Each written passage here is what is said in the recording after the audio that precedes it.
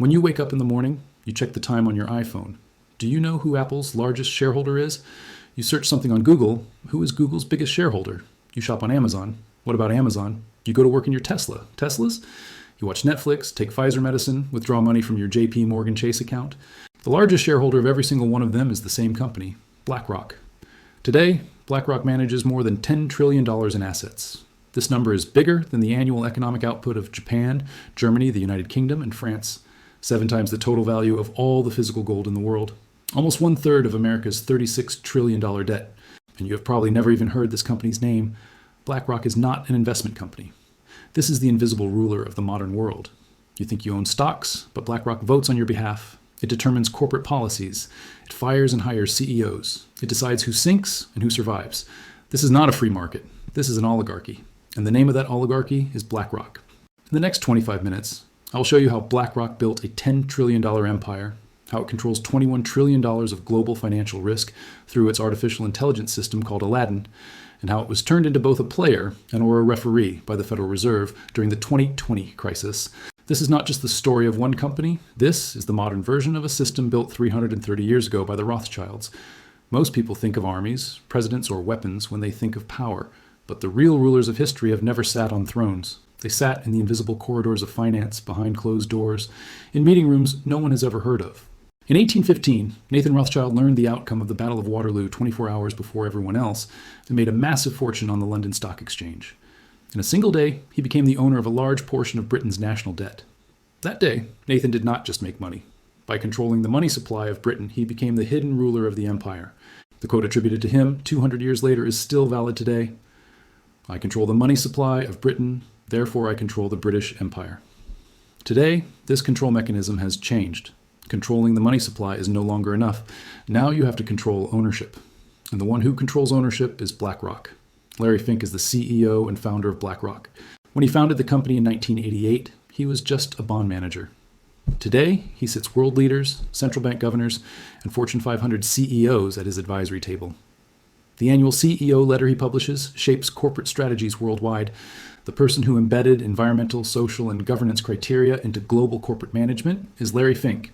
But his real power does not lie in letters. It lies in the shares he controls and in the artificial intelligence system called Aladdin.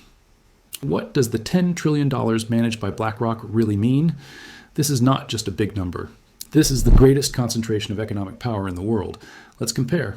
The total value of all global stock markets is about $100 trillion. BlackRock alone manages 10% of that.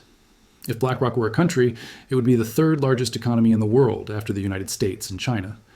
But here's the strange part. That $10 trillion does not belong to BlackRock. That money belongs to millions of people like you, sitting in retirement funds, investment accounts, and 401ks. You buy an ETF, you invest in an index fund, and your money goes under BlackRock's management.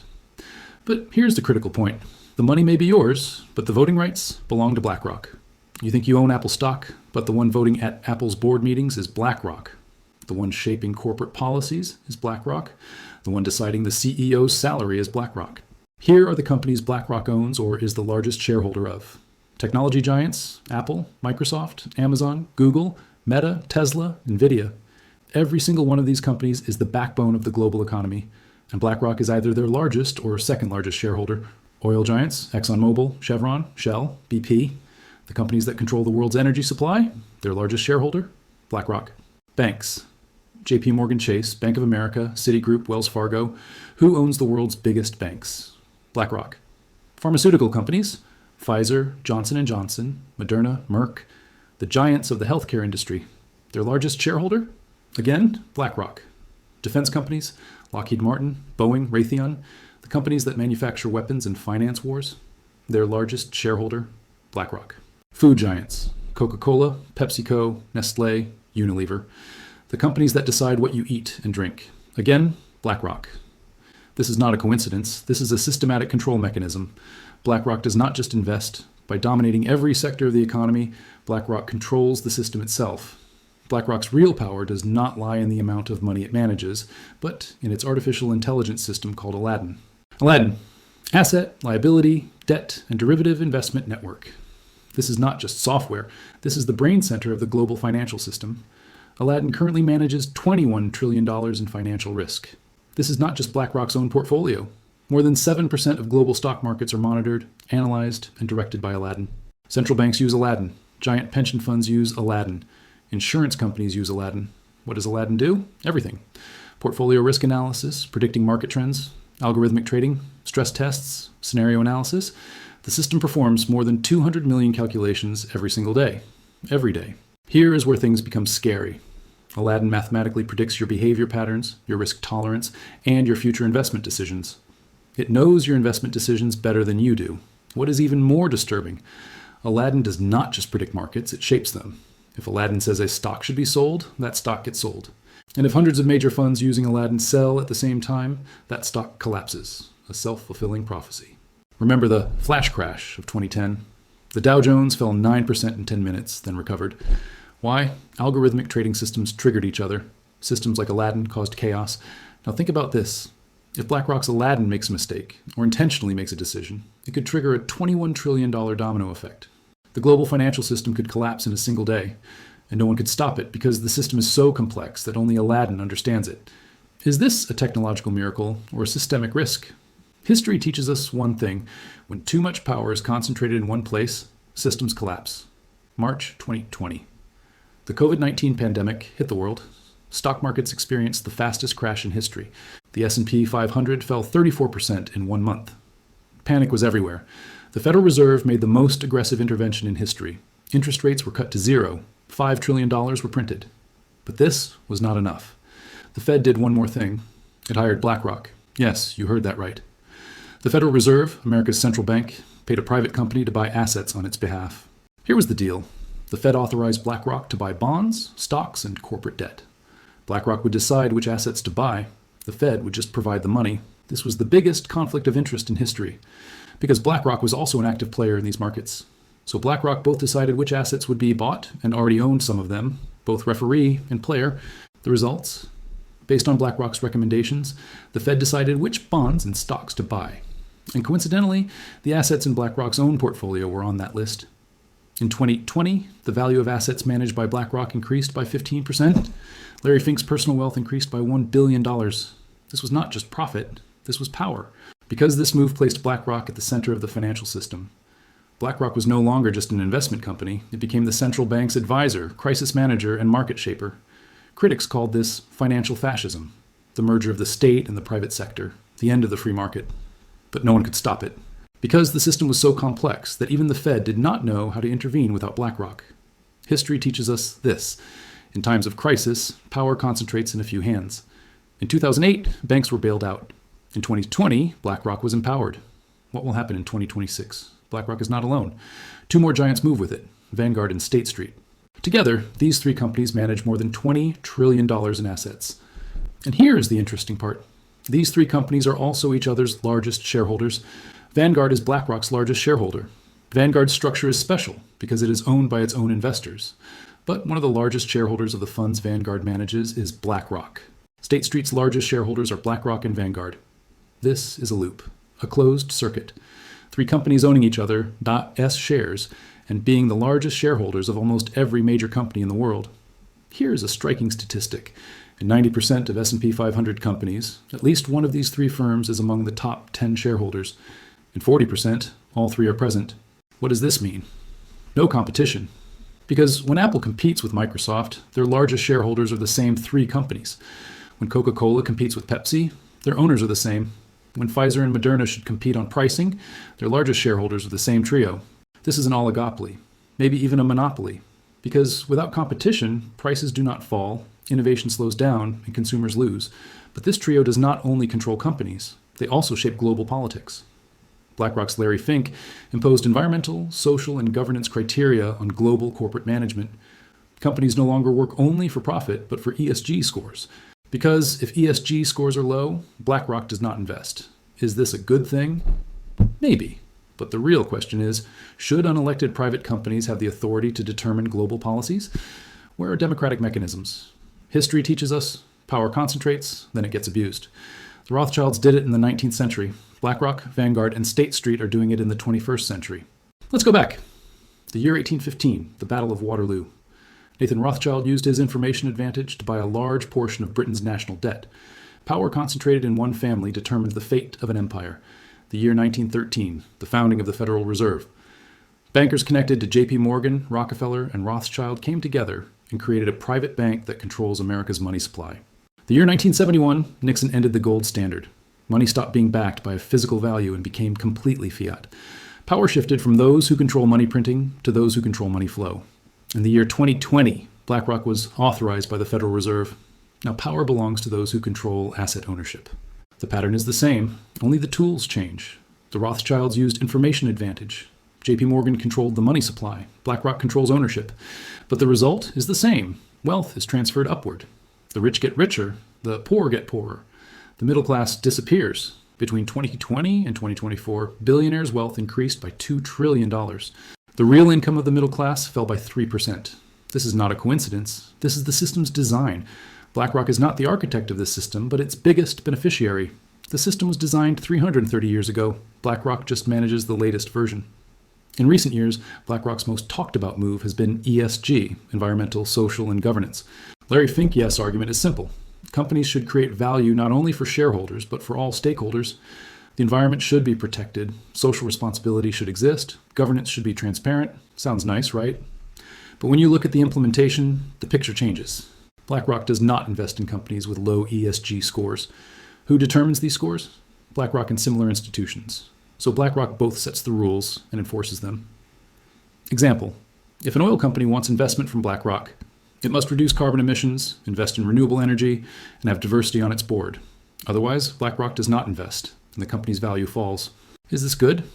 For the environment, yes. But for democracy, no. Because these decisions are not made by elected governments, but by private companies.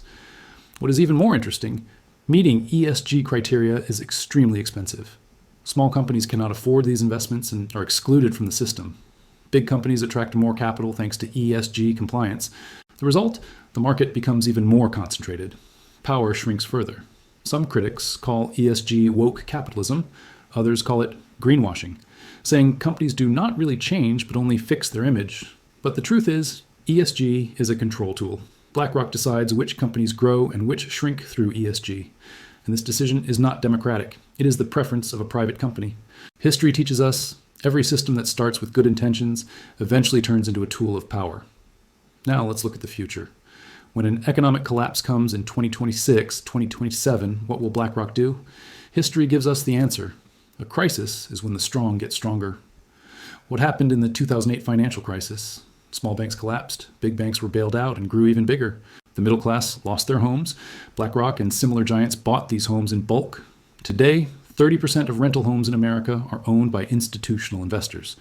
What happened in the 2020 crisis? Small businesses collapsed, big corporations received support from the Fed, and their stocks skyrocketed. BlackRock was authorized by the Fed and its power multiplied. What will happen in the 2026 crisis? It is not hard to predict. Scenario 1. Asset prices collapse. Stocks, bonds, and real estate all lose value at the same time. The middle class panics and sells. BlackRock buys at bottom prices with its cash reserves. When the crisis ends, BlackRock's market share rises from 15% to 25%. Scenario 2. Debt crisis. Governments become unable to pay their debt. The Fed and central banks print more money. BlackRock moves into inflation-protected assets, gold, commodities, real estate, and preserves its wealth. The middle class loses its savings. Scenario 3. Digital currency transition. Governments make CBDCs mandatory. BlackRock profits from this transition because it is invested in digital currency infrastructure. Aladdin is used to manage CBDC systems. In all three scenarios, BlackRock wins. Why? Because in times of crisis, cash, information, and power are the most valuable assets, and BlackRock has all three. Ray Dalio's words. A crisis is the fastest time of asset transfer. The prepared win. The unprepared lose. BlackRock is prepared. Are you? Now let S come to the most important question. What can an ordinary person do against a giant like BlackRock? Let's be realistic. You cannot build a $10 trillion portfolio, but you can protect yourself by understanding BlackRock's strategies. Strategy 1. Ownership diversification. BlackRock focuses on stocks. You should too, but not only that. Turn to physical assets, gold, silver, farmland, water rights. These are assets with real value that do not disappear on a digital screen. Strategy 2. Hold cash in crises. BlackRock buys assets at bottom prices with cash reserves during crises. You should do the same. Keep 20-30% of your portfolio in cash. When everyone sells, you buy. Strategy 3. Use index funds consciously. BlackRock's iShares ETFs are the most popular investment tools. You can use them, but know this. Voting rights belong to BlackRock. Alternatively, buy stocks directly and use your voting rights yourself. Strategy 4. Reverse ESG. BlackRock invests in companies with high ESG scores. You do the opposite. Find companies with low ESG scores but strong financials. These are often undervalued because giants like BlackRock do not invest in them. Strategy 5. Financial education. BlackRock's power comes from ignorance. The more complex the system, the more people trust BlackRock. If you understand the system, you won't need BlackRock. But the most important strategy, being aware of the game. BlackRock can control you because you did not even know it existed. Now you do. BlackRock is not a company. This is the invisible ruler of the modern world. It manages $10 trillion. It owns shares of the world's biggest companies. It controls $21 trillion of risk with Aladdin. It was authorized by the Federal Reserve in 2020. It shapes global policies with ESG. This is not just a success story. This is the latest version of a system that has existed for 330 years. The Rothschilds controlled with information. JP Morgan controlled with money. BlackRock controls with ownership. The pattern does not change. Only the tools evolve. And when the 2026 crisis comes, BlackRock will become even stronger. Because history teaches us this. In times of crisis, power does not disappear. It concentrates. The question is, will you stay outside this system or inside it? Because neutrality is impossible. Either you use BlackRock's strategies or you become its victim. In the next video, I will show you something even darker. The Cantillon effect. Why your salary is always late and the rich get richer. Where money enters the system determines everything, and you are always the last stop. Subscribe to Dark Money Historian. Write in the comments, did you know BlackRock had this much power? Do you think this is a monopoly or a free market? Because the answers are not hidden in the future. They are written in the past, and BlackRock is playing history's oldest game with modern tools.